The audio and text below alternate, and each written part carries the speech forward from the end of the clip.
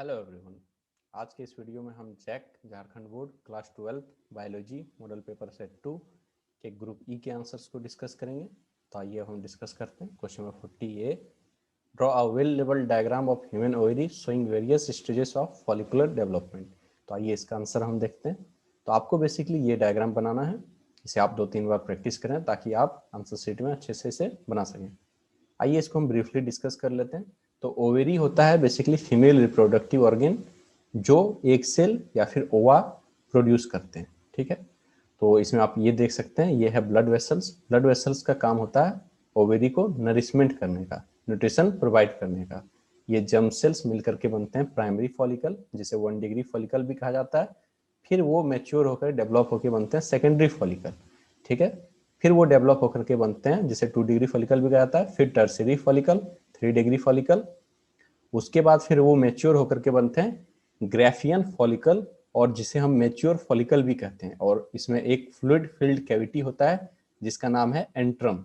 ठीक है, उसके बाद फिर ये डेवलप होकर के यहाँ से ओवम निकल जाता है, और ओवम निकलने के बाद ये जो बॉडी बच गया उसे हम कहते हैं कॉर्पस लूटियम। ठीक है, कॉर्पस लूटियम आप देख सकते हैं। फिर ये बेसिकली डिसइंटीग्रेट होकर के टूट करके वापस ओवेरी में मिल जाता है।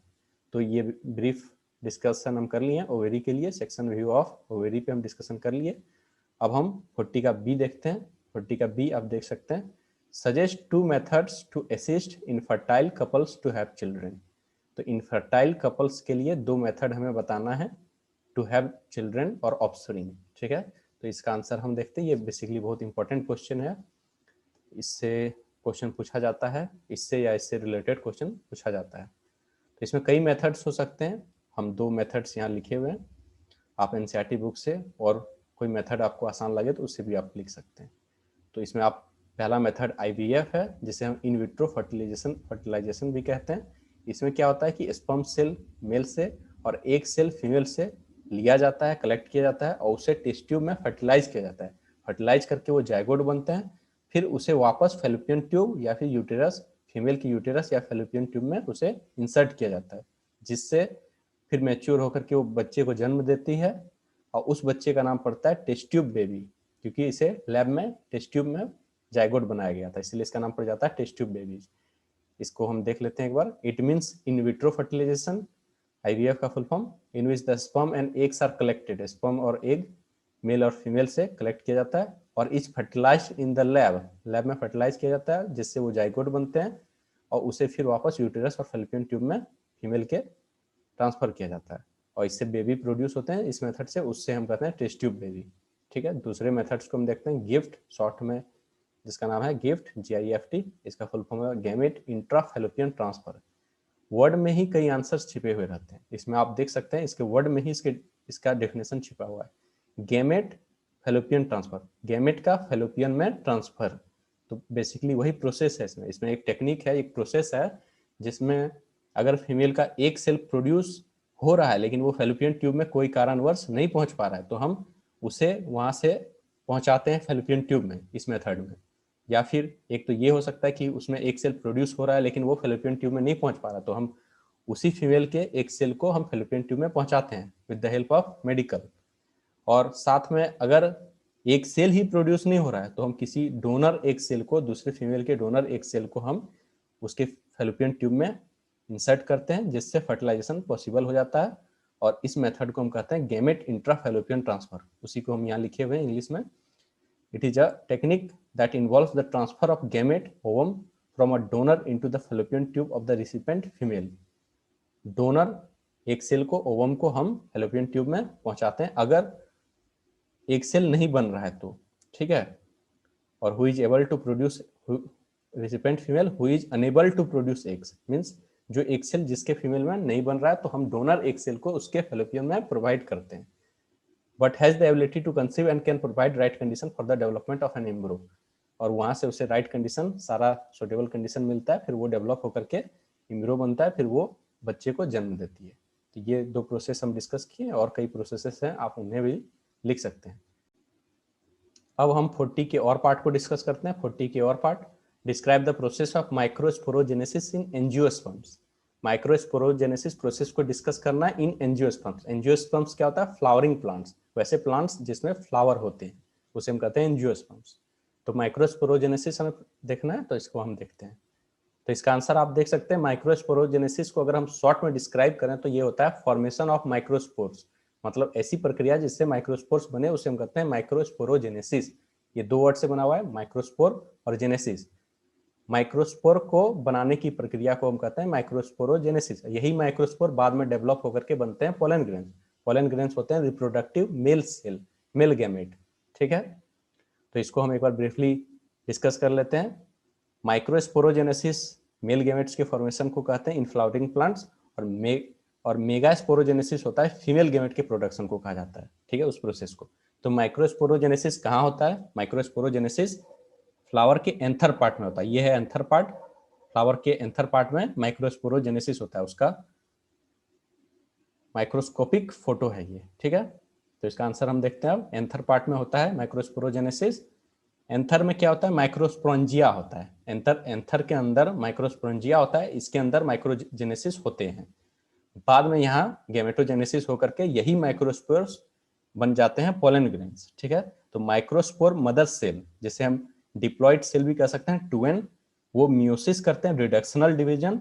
मियोसिस करके वो 2 सेल बनते हैं, फिर मियोसिस 2 होता है, फिर से एक बार मियोसिस होता है, फिर वो give rise to 4 haploid nuclei, 4 टूट करके 4 हैप्लॉइड न्यूक्लियाई में बनते हैं, इसीलिए इसे माइक्रोस्पोर टेट्रैट्स भी कहते हैं।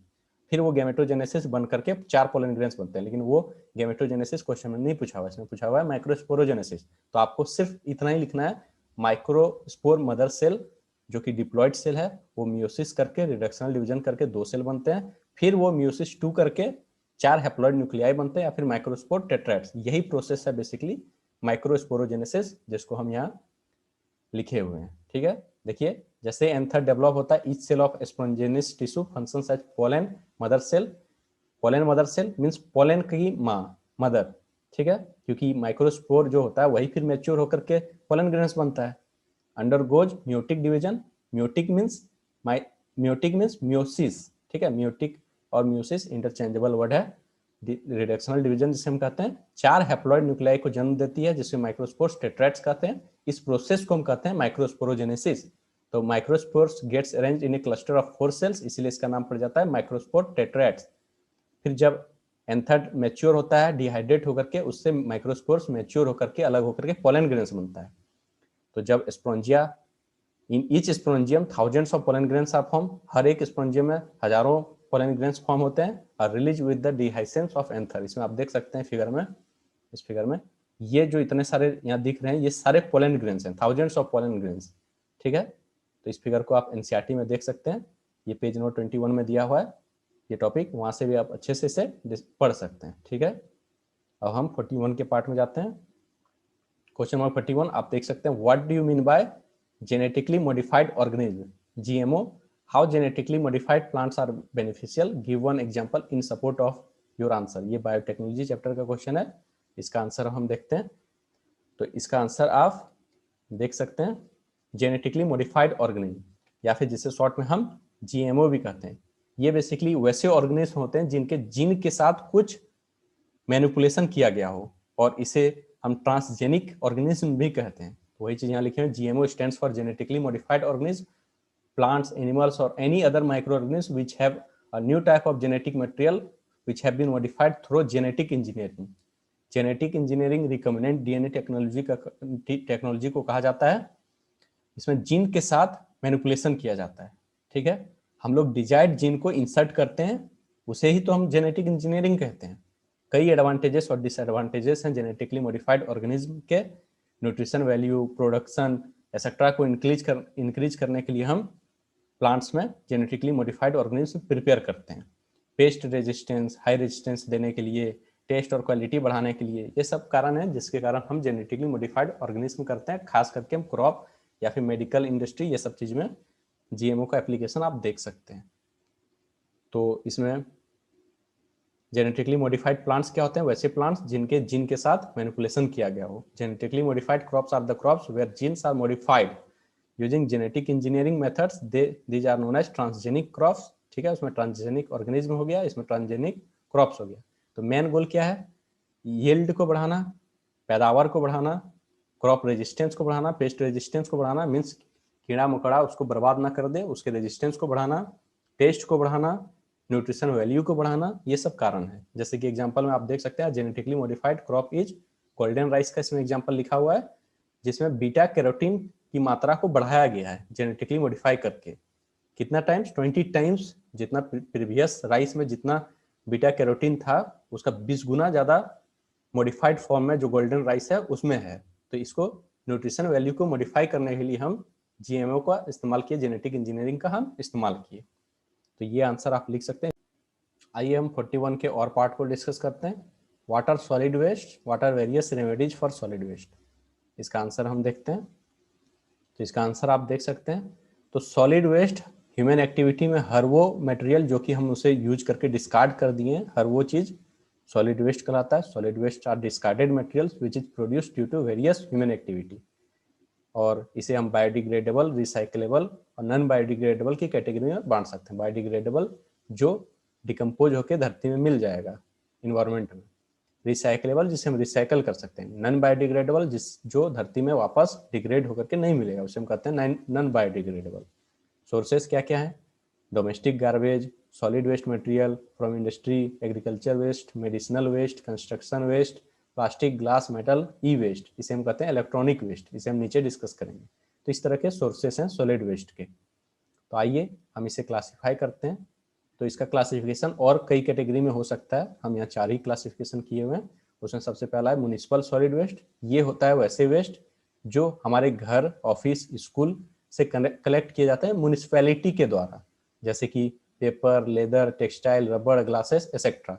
दूसरा कैटेगरी है इंडस्ट्रियल वेस्ट, वैसे वेस्ट जो इंडस्ट्री से कलेक्ट किए जाते हैं, जैसे एग्जांपल में आप देख सकते हैं फ्लाई एश, स्क्रैप्स। तीसरा है हॉस्पिटल वेस्ट। हॉस्पिटल वेस्ट वैसे हैजार्डस वेस्ट होते हैं जो हॉस्पिटल से रिलीज किए जाते हैं, जैसे कि डिसइंफेक्टेंट्स, कई तरह के हार्मफुल केमिकल्स और इंजेक्शन वगैरह, ये सब हॉस्पिटल वेस्ट की कैटेगरी में आते हैं। चौथा हो गया इलेक्ट्रॉनिक वेस्ट, जिसे हम ई वेस्ट भी कहते हैं। ये बेसिकली इरिपेयरेबल इलेक्ट्रॉनिक गुड्स होते हैं, जैसे मोबाइल खराब हुआ, मोबाइल या फिर कंप्यूटर जिसे फिर से रिपेयर नहीं किया जा सकता है, उस तरह के वेस्ट इलेक्ट्रॉनिक वेस्ट कहलाते हैं। These are the damaged electronic goods like irreparable computers etcetera. ठीक है, इसके रेमेडीज क्या है, कैसे हम कंट्रोल कर सकते हैं? ये बहुत ही बर्निंग प्रॉब्लम है और इसे कंट्रोल करना बहुत ही जरूरी है ताकि हम अच्छे से इन्वायरमेंट को प्रोटेक्ट कर सकें। ठीक है, इसमें पहला है नेचुरल ब्रेकडाउन। बायोडिग्रेडेबल वेस्ट जैसे कि सब्जी वगैरह, ये सब जो सड़ गल के धरती में मिल सकते हैं, उस तरह के वेस्ट अपने से नेचुरल ब्रेकडाउन होकर के धरती में, इन्वायरमेंट में वापस मिल जाते हैं। तो ये हो गया नेचुरल ब्रेकडाउन। दूसरा है रिसाइकलिंग। आप 3 R's पढ़े होंगे। 3 R's का मतलब होता है रिड्यूस, रीयूज, रिसाइकल। ये बहुत इंपॉर्टेंट है 3 R's to minimise the amount of waste और minimise the amount of energy consumption. क्योंकि पॉपुलेशन बढ़ते जा रहा है, रिसोर्सेस कम है और रिसोर्सेस का एक्सप्लोजन ना हो, रिसोर्सेस का बर्बादी ना हो, इसलिए 3 R's का नियम को हमें पालन करना चाहिए। रिड्यूस, रिसाइकल, रीयूज, इसे भी आप इसके आंसर में लिख सकते हैं और इसे भी पॉइंट वाइज आप 3 पॉइंट्स इसमें भी लिख सकते हैं, रीयूज, रिड्यूस, रिसाइकल।